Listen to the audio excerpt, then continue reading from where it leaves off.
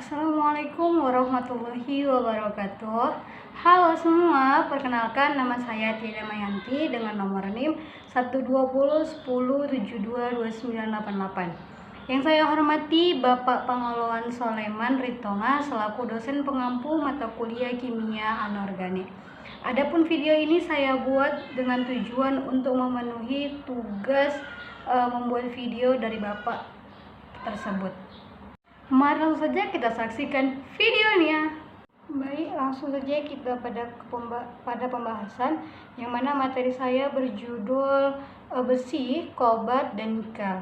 Dimana sini saya akan membahas 5 subbab. Yang pertama yaitu ada sifat fisika dan kimia dari besi, kobalt, dan nikel.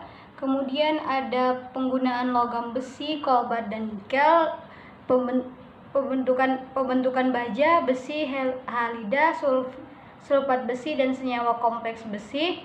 Kemudian ada sifat beberapa senyawaan kobalt dan nikel. Kemudian yang terakhir yaitu cara ekstraksi logam besi, kobalt, dan nikel. Pada pembahasan yang pertama kita akan membahas sifat fisik dan kimia dari besi. Besi merupakan logam yang berasal dari biji besi atau tambang. Dalam tabel periodik unsur, besi lambangnya adalah Fe dan nomor atomnya adalah 26. Besi juga memiliki nilai ekonomis tinggi. Besi telah ditemukan sejak zaman kuno dan belum diketahui siapa penemu sebenarnya dari elemen ini. Dan saya telah menyajikan tabel sifat fisik dari besi. Sekiranya teman-teman dapat melihatnya. Yang kedua yaitu sifat fisik dan kimia dari kobalt. Logam kobalt adalah unsur kimia dengan simbol Co dan nomor atom 27. Unsur kimia kobalt tersedia dalam berbagai formulasi seperti aluminium, foil, dan kawat. Kobalt adalah di dalam bentuk berikut, dapat menjadi mineral kobalt gland atau CoASS, lin, smaltit, dan senyawa lainnya, dan eritrosin. Saya juga telah memperlihatkan tabel fisik, sifat fisik dan kimia dari kobalt yang ada pada PPT. Selanjutnya yaitu sifat fisika dan kimia dari logam nikel. Adapun sifat fisika dari nikel yaitu nikel mempunyai titik leleh 1454 sampai 1456 derajat Celcius, titik didihnya 2840 derajat Celcius, kerapatan 8,9 gram per cm kubik pada suhu 200 derajat Celcius, dan 9,4 gram cm pangkat 2 dalam bentuk kristal tunggal. Bentuk kristal nikel adalah kubus berpusat muka. Nikel merupakan logam berwarna putih perak, lebih keras dari besi atau 3,8 pada skala Mohs. Masuk yang kedua yaitu sifat kimia nikel. Nikel memiliki bilangan oksidasi positif 2 dan positif 3 dan dapat membentuk senyawa kompleks yaitu NiNH3 6 positif, baik asam klorida maupun asam nitrat. Dapat juga digunakan sebagai pelarut nikel yang baik. Ni ditemukan sebagai senyawa seperti nikolet atau NiAs, milei-izoliat atau NiS, dan nikel nitrat atau NiNO3 2 kali. Kemudian yaitu kita masuk pada materi yang kedua yang mana yaitu penggunaan logam besi, kobalt, dan nikel. Yang pertama yang dibahas yaitu tentang penggunaan logam besi. Adapun penggunaan logam besi ada 3. Yang pertama yaitu kelimpahan besi di kulit bumi relatif besar. Yang kedua yaitu pengolahannya juga relatif mudah dan murah. Dan yang terakhir yaitu besi memiliki sifat-sifat yang menguntungkan dan simpel dimodifikasi. Selanjutnya yaitu penggunaan kobalt. Kobalt dipergunakan sebagai alloy dengan baja yang biasanya digunakan pada mesin turbin gas, serta juga pada baja berkecepatan tinggi sebagai pemotong di mesin alat cabut. Yang kedua yaitu kobalt digunakan sebagai pewarna untuk keramik, gelas, dan industri cat. Yang ketiga, kobalt yang artinya logam ferromagnetik bersama dengan nikel dan besi dirancang suatu campuran logam yang dinamakan alnico. Yang keempat yaitu sejumlah kecil garam kobalt dari asam lemak dipergunakan sebagai pengering untuk mempercepat pengeringan cat minyak. Yang kelima yaitu kobalt adalah suatu unsur radioaktif. Unsur ini mengalami pelurahan partikel beta diisi lain akan memancarkan sinar Y yang dapat digunakan sebagai radioterapi buat kanker dan tumor. Kemudian yaitu penggunaan nikel. Yang pertama, pembuatan stainless steel seringkali dipakai baja putih, yaitu suatu paduan nikel dan besi dengan unsur kimia lainnya. Yang kedua, pembuatan logam campuran atau alloy untuk mendapatkan sifat tertentu. Yang ketiga, untuk pelapisan logam lain atau nickel plating. Yang keempat, untuk industri kimia sebagai katalis untuk pemurnian minyak. Yang kelima yaitu electric heating unit digunakan pada unit pemanas listrik. Yang keenam yaitu bahan untuk industri peralatan rumah tangga. Adapun subbab yang ketiga yaitu pembentukan baja, oksida, halida, sulfat besi, dan senyawa kompleks besi. Yang pertama yaitu pembentukan baja. Bahan utama pembuatan baja adalah besi kasar sebagai bahan utamanya, yang dapat berupa besi padat, cair, atau besi tua atau scrap, dan beberapa paduan logam yang dihasilkan oleh pabrik pengolahan baja. Di sini ada 3 proses pembuatan baja. Yang pertama, proses konventor. Konventor sendiri berasal dari kata conversion yang artinya mengubah. Konventor adalah alat yang mengubah besi itu sendiri menjadi baja yang dapat diproduksi untuk digunakan lebih lanjut.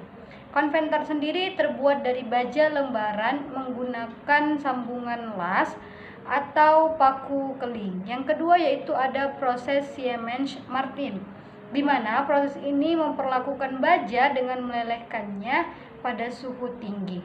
Proses Siemens-Martin memiliki tungku yang berfungsi dengan banyak ruang hampa. Tungku pengolahan dapat menampung beban 30-50 ton. Proses yang ketiga yaitu proses dapur listrik. Proses dapur listrik ini adalah proses pengolahan baja dengan mengontrol suhu leleh dan meminimalkan elemen yang akan dimurnikan. Dapur listrik ini sendiri menggunakan arus listrik yang dapat menghasilkan panas untuk melelehkan bahan yang akan diolah. Selanjutnya yang kedua yaitu pembentukan oksida. Seng oksida merupakan senyawa organik dengan formula ZNO. Biasanya senyawa ini berbentuk bubuk putih, hampir tidak larut dalam air. Serbuk banyak digunakan sebagai aditif ke dalam berbagai bahan dan produk termasuk plastik, keramik, kaca, semen, karet, dan pelumas. Yang ketiga yaitu pembentukan halida. Jikalau dalam klorida yang sukar larut ditambahkan ion klorida dengan konsentrasi tinggi, maka terbentuklah ion kompleks. Komposisi ion kompleks yang terbentuk bergantung pada konsentrasi ion klorida yang ditambahkannya. Kemudian yang keempat yaitu pembentukan sulfat besi. Konsentrasi zat besi yang tinggi dapat mereduksi H2S menjadi besi sulfida netral.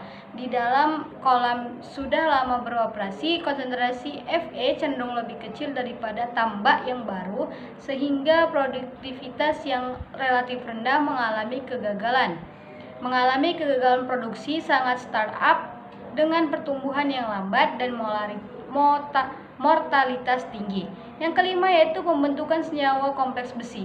Besi 3 dengan konfigurasi elektron dapat dilihat dengan D5 membentuk kompleks spin tinggi dengan 5 elektron tidak berpasangan dengan nilai momen spin murni 5,95 bm atau momen spin rendah hanya spin elektron tidak berpasangan atau S adalah 1,73 bm. Keduanya bersifat paramagnetik. Subbab materi selanjutnya yaitu adalah sifat beberapa senyawa kobalt dan nikel. Yang pertama, sifat senyawaan kobalt. Kobalt diperoleh di alam dalam bentuk biji smaltit atau CoAs2 dan kobaltit CoAss. Biasanya berasosiasi dengan Ni dan Cu, dan biji kobalt diproses penambahannya CoCO3. Di bawah pemanasan mengendap As dan Fe sebagai karbonat. CoCl3 akan diperoleh dengan penyaringan. Agen pembersihan tambahan mengubah CoCl3 menjadi CO2O3. Selanjutnya CoCO3 direduksi oleh hidrogen. Yang kedua, sifat senyawaan nikel. Yang pertama ada nikel hidroksida. Nikel hidroksida adalah senyawa berbasis nikel yang banyak digunakan sebagai bahan aktif elektroda positif bakteri alkin diisi ulang. Proses sintesis senyawa nikel hidroksida dapat dilakukan dengan berbagai metode, yang mana ada metode pengendapan kimia, metode elektrokimia, metode kimia, reaksi hidrolisis nikel asetat, metode hidrotermal, dan lain-lain. Yang B yaitu nikel oksida nikel atau nikel 2 oksida adalah senyawa dengan rumus NiO. Bentuk mineral NiO dalam bentuk vinyl selenat. Mineral ini jarang ditemukan di alam. Nikel oksida memiliki struktur yang mengadopsi struktur NaCl, yaitu struktur kubik dengan bentuk bagian oktahedral dari Ni2 dan O2- seperti oksida logam biner lainnya. NiO biasanya dalam bentuk non-stoichiometri yang berarti rasio NiO menyimpang 1. Yang kemudian ada nikel 2 nitrat. Hydrisat nikel nitrat adalah senyawa dengan rumus NiNO32. Kehadiran nikel nitrat bentuk terhidrasi dan anhidrat memiliki massa molekular reaktif 18,273 gram mol. Nikel nitrat hidrisat adalah senyawa dengan rumus kimia NiNO32. Yang keempat ada nikel 2 sulfat heksahidrat. Nikel sulfat heksahidrat ialah senyawa kimia yang mempunyai rumus NiSO46 kali 62O dengan massa molekular relatif sebesar 268. Kristal yang berwarna hijau kebiruan, tak berbau, densitas kurang lebih 2,07 gram per centimeter kubik. Masuk pada pembahasan yang terakhir yaitu ekstraksi pada logam besi, kobalt, dan nikel. Yang pertama yaitu ekstraksi pada logam besi. Logam besi merupakan unsur golongan transisi, dan salah satu sifat golongan transisi adalah dapat membentuk senyawa kompleks dengan warna tertentu. Untuk mengekstraksi logam besi dengan pelarut organik, harus dikomplekskan menjadi senyawa tak bermuatan melalui proses pembentukan kelat. Ion besi atau Fe dalam larutan dikelat dengan APDC dan kemudian diekstraksi dengan MIBK. APDC digunakan untuk kompleksasi karena kemampuannya untuk membentuk kompleks dengan banyak logam konsentrasi rendah yang dapat diekstraksi pada rentang pH yang luas. Selanjutnya yaitu ekstraksi pada logam kobalt. Ada 4 ekstraksi di sini. Yang pertama ekstraksi tahap 1 yaitu penentuan fraksi FeLe, di mana timbang 1 gram sedimen kering dan masukkan ke dalam tabung ekstraksi sebelum digosok selama 2 jam untuk memisahkan residu cair dan padat. Dipisahkan dengan sentrifugasi 1000 rpm selama 10 menit. Kemudian lanjut pemisahan cairan pada padatan yang dilakukan. Filtrat yang diperoleh diencerkan dengan air suling dalam labu takar yaitu 50 ml.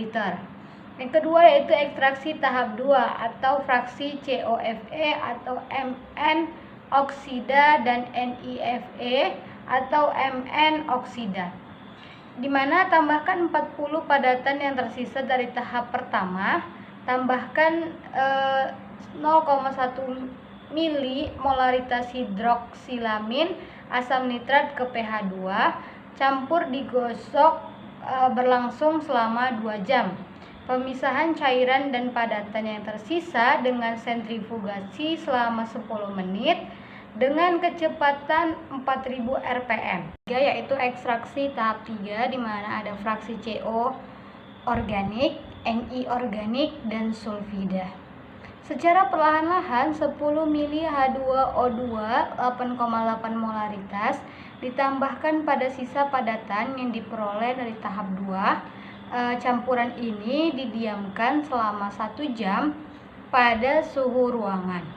Lalu campuran ini dipanaskan menggunakan pemanas air selama 1 jam dengan suhu 85 derajat Celcius.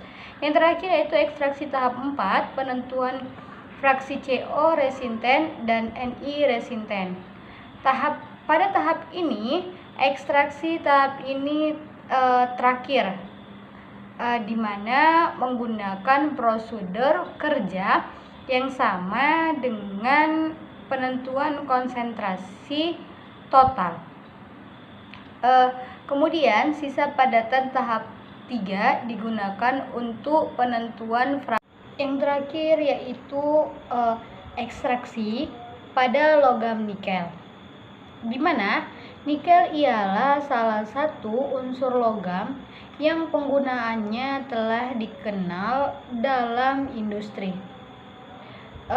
Biasanya logam ini banyak dipergunakan sebab mempunyai ketahanan yang baik terhadap korozisi, mudah tetapi tetap kuat, serta katalisator dan konduktor yang baik. Lebih kurang 60% sumber nikel yang ada di dunia tersedia dalam wujud nikel oksida atau yang biasa disebut nikel laterit, sedangkan 40% sisanya terbentuk endapan sulfida. Sekian video pembahasan dari saya. Apabila ada kesalahan dalam perkataan saya, mohon dimaafkan. Saya akhiri, wabillahi taufiq wal hidayah. Wassalamualaikum warahmatullahi wabarakatuh. Dadah semuanya. Jangan lupa subscribe.